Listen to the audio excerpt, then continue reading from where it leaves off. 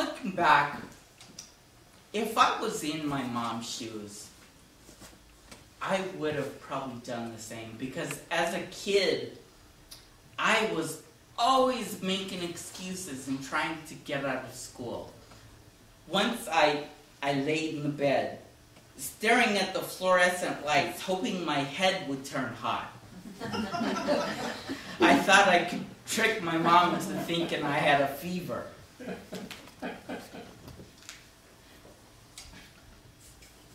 But this morning I wasn't playing. And as the morning grew on, I got worse. Not only did my headache continue, but now I was nauseous and dizzy. So eventually I complained my way to the nurse's office, and the nurse called my stepdad, who came and got me and took me home during lunch, because at least at home I could sleep in my own bed.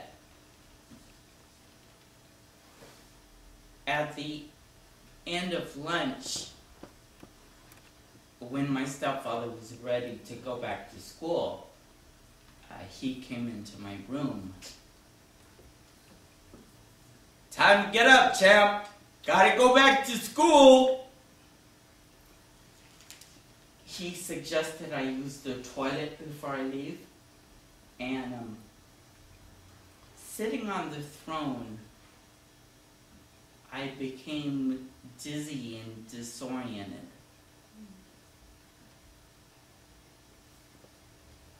I didn't know what was going on. No one knew what was happening to me. Everything was a blur. It was like my life was stuck on fast forward, you know. All I knew was I was being rushed to 2 smaller hospitals and then taken to the bigger hospital in Hilo.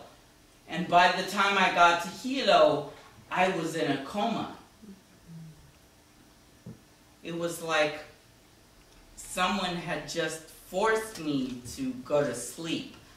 I couldn't see anything. I couldn't feel anything. I couldn't move. I couldn't make a sound. I couldn't even move. There was nothing but darkness.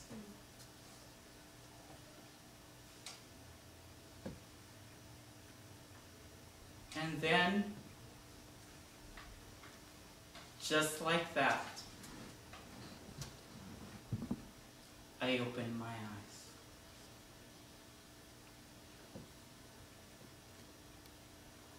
I was bedridden, unable to talk. I had tubes coming out of my body to various machines. I had no control over my body, not even to move my finger. It was like I had turned into a wooden marionette whose strings had been cut. It was a scary time for me. It was a scary time for everyone. I mean, no one knew what was happening. No one knew what had happened or what to expect. You know, of course, everyone had a theory. You know, my teachers at school thought I had mercury poisoning from ingesting mercury from a thermometer. The kids at school thought I was poisoned by the cafeteria's meatloaf. One of my neighbors thought I was being punished by the Hawaiian god Kapua, the god who punishes little boys who misbehave. And one of my doctors thought I had Reye syndrome. And my mother dismissed everything. She insisted I was sick because the military was testing secret chemical weapons on the mountains when I was playing in the snow. Bullshit! My son does not have Reye syndrome. You are lying. I've talked to people. I know things. I've read things. I know it's a cover-up. It's a big secret government cover-up. Well, I don't want to hear your bullshit lies.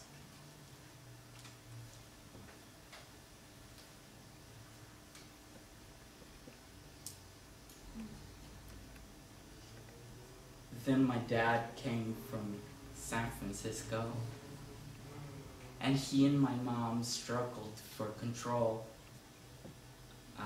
over the situation, but really no one had control.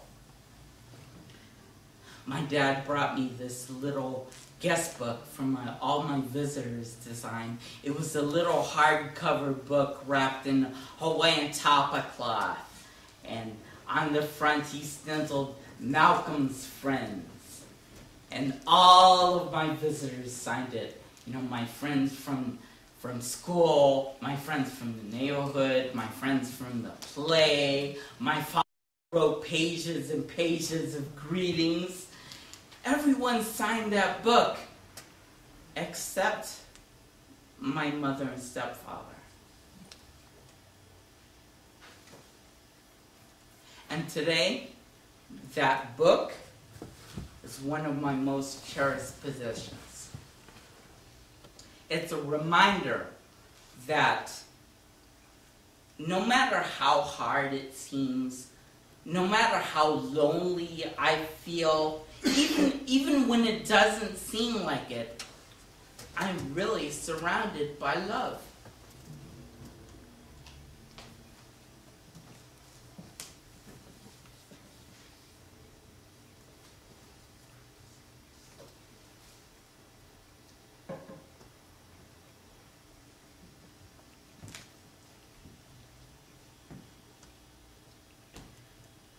Since she was disagreed with the doctor's diagnosis, my mother decides to take me from the hospital and experiment with alternative treatments. She takes me home where she treats me with acupuncture, a suggestion from a Chinese doctor. Now, my grandmother, who was a retired nurse, flies over from Missouri to give me these acupuncture treatments. And for the next 3 months, I was impaled with what seemed like little daggers. You know, 3 times a day she plunged these little needles up and down my spine.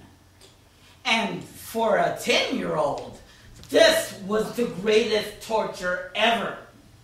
My 200-pound stepfather had to sit on my back to hold me down, and still I would fling around so much that I lifted him off the ground.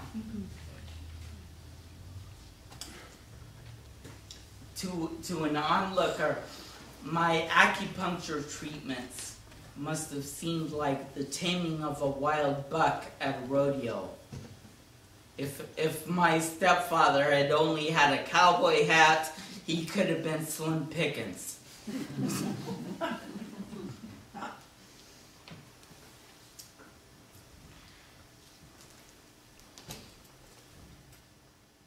The next